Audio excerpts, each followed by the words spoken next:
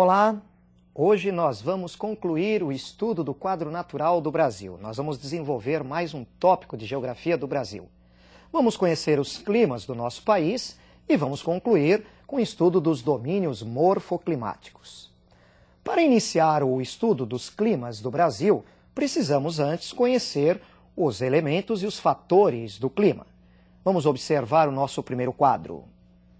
Os elementos do clima: a temperatura, que é muito importante, a pressão atmosférica, os ventos, a umidade do ar e as precipitações. Essas precipitações podem incluir não só a chuva, mas você tem que se lembrar também da queda de neve, do granizo. É muito importante também lembrar das massas de ar. São porções da atmosfera que reúnem determinadas condições de temperatura, de pressão e de umidade. Sobre estes elementos do clima, existem alguns fatores que provocam influências. Vamos conhecer através do segundo quadro estes fatores. A altitude, a latitude, continentalidade, maritimidade, as vegetações e as correntes marítimas. É muito importante você ter uma noção de como esses fatores interferem nos elementos do clima. As correntes marítimas, por exemplo. Existem correntes marítimas frias e quentes. Litorais banhados por correntes marítimas quentes vão sofrer uma influência no sentido do aumento da temperatura e do índice de chuvas.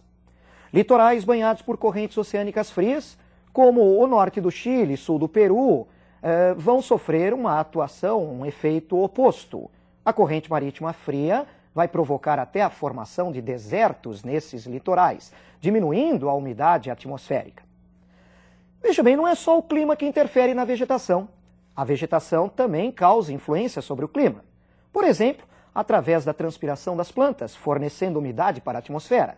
Ou, dependendo do porte da vegetação, da sua densidade, pode haver uma influência na circulação dos ventos na superfície.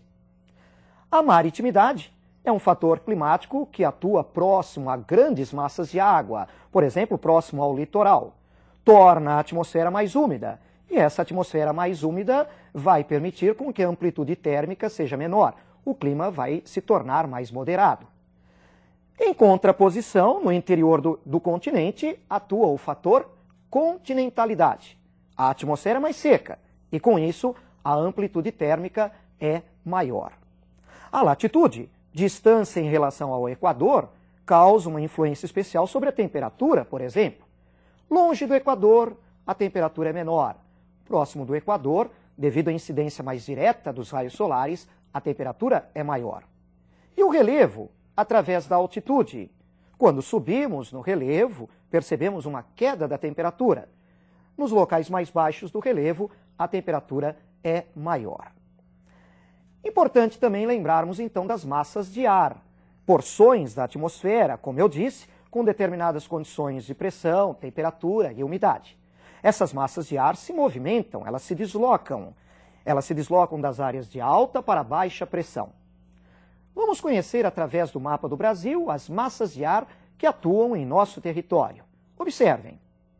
A primeira massa de ar que vamos destacar, importantíssima, é a massa polar atlântica, que entra pelo sul no nosso território. Ela segue um caminho pelo sul, sudeste, chegando ao litoral nordestino, ou então entra pelo interior do Brasil, passando pelo centro-oeste e chegando à região norte. Essa massa polar é causadora das chuvas frontais, da friagem na Amazônia e da queda de geadas e até mesmo a queda de neve na região sul durante o inverno.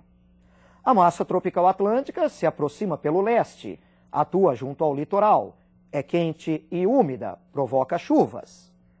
A massa tropical continental, formada na depressão do Chaco, no Paraguai, entra no Brasil pelo oeste, atuando sobre o centro-oeste brasileiro.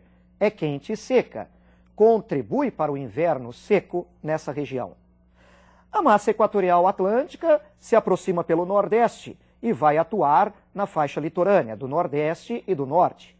É quente e úmida, também provocadora de chuvas. E a massa equatorial continental, quente e úmida, que durante o verão se expande muito, atuando sobre grande parte do território brasileiro. Essa massa equatorial continental provoca as fortes chuvas de trovoada durante o verão. Parte substancial das chuvas que ocorrem no estado de São Paulo, por exemplo, é de umidade que vem da Amazônia, através do deslocamento dessa massa de ar. Além desses fatores climáticos que nós já vimos da atuação das massas de ar, existem alguns outros fatores, periódicos ou não, que podem causar influências sobre o clima. Vamos analisar essa questão que preparamos. O fenômeno El Niño modifica o comportamento climático no Brasil? Sim, modifica. Esse fenômeno El Niño tem origem no aquecimento das águas superficiais no Oceano Pacífico, na região equatorial, perto do Equador. Ele provoca a entrada de uma massa de ar quente na América do Sul. Essa massa de ar quente impede o deslocamento da massa polar atlântica, que fica restrita à porção meridional do país. Nessa área, nós vamos ter chuvas mais contínuas e prolongadas. Por outro lado, durante o fenômeno do El Niño, o Nordeste e a Amazônia ficam submetidos a uma seca mais prolongada. Bom, agora nós já temos condições de conhecer os climas do Brasil. Nós vamos conhecer o mapa que apresenta esses tipos de clima, um a um. Vamos ao primeiro. O clima equatorial, que domina especialmente a região norte. Esse clima equatorial é quente e úmido o ano inteiro. Ele apresenta uma reduzida amplitude térmica e o índice de chuvas é elevado, chove quase todos os dias. Segundo tipo de clima, observando o mapa, o clima tropical predominante no país. Esse clima tropical, estendendo-se pelo centro-oeste, parte da região norte, nordeste e sudeste, é um clima também quente o ano inteiro, mas ele apresenta duas estações muito bem definidas. O verão, bastante chuvoso, e o inverno, seco. Agora, o terceiro tipo de clima no mapa, o clima semiárido, no sertão nordestino. Esse clima, ele apresenta a maior média de temperatura do país. É um clima quente. O índice de chuvas é que é reduzido, e as chuvas são mal distribuídas nessa região. Concentram-se no período de fevereiro a maio. Mais um tipo de clima no mapa, o clima tropical de altitude, especialmente nas áreas planálticas do sudeste. Esse clima tropical de altitude também apresenta duas estações bem definidas, o verão chuvoso e o inverno seco. Mas, em comparação ao tropical continental, o verdadeiro clima tropical, ele apresenta uma média de temperatura menor, por influência da altitude do relevo e de uma maior atuação, no caso, da massa polar atlântica. E um último tipo de clima para o Brasil, vejam o mapa.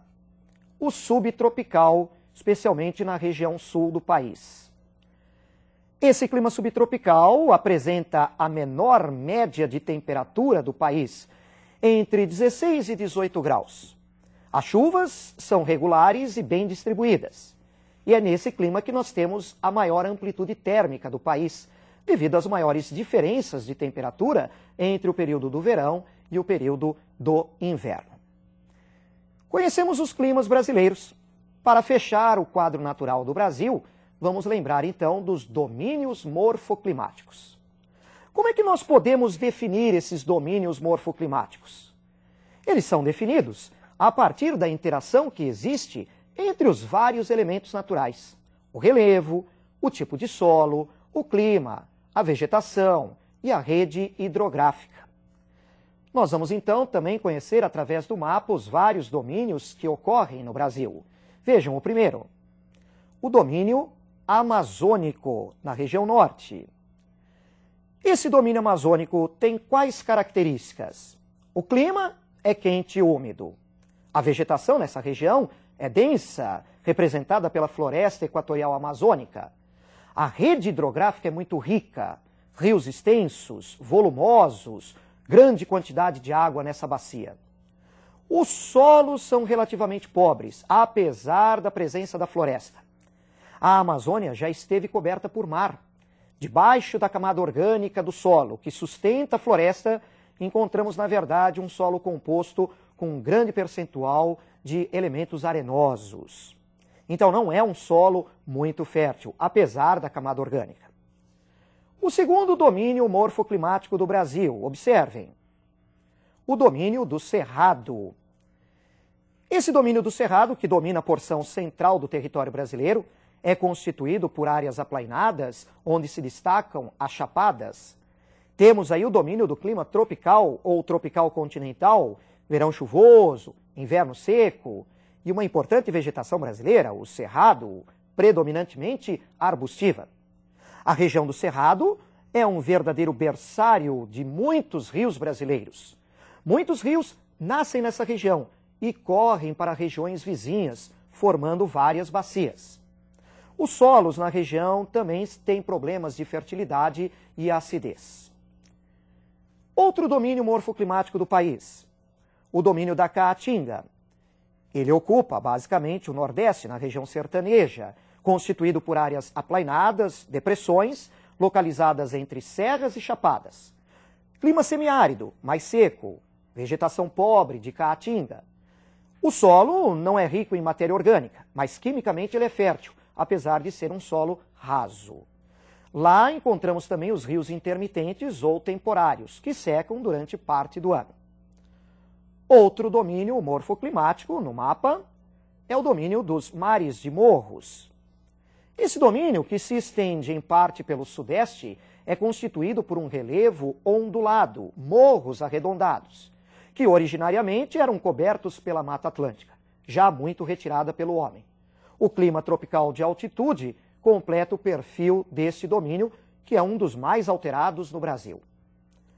Outro domínio morfoclimático brasileiro, o domínio das araucárias. Ele ocorre na região sul, em área de clima subtropical, áreas planálticas, onde se destaca a bacia do Paraná, de grande aproveitamento hidrelétrico, e em algumas áreas o fértil solo de terra roxa. E por último, mais um domínio no mapa, o domínio dos Pampas. Ele ocupa o sudoeste do Rio Grande do Sul, constituído por um relevo relativamente aplainado, com algumas ondulações que se destacam, as coxilhas, coberto por vegetação rasteira e com clima subtropical. Fechamos hoje, então, o estudo do quadro natural brasileiro. Nas próximas aulas, continuaremos desenvolvendo outros temas do Brasil. Até mais, até a nossa próxima aula.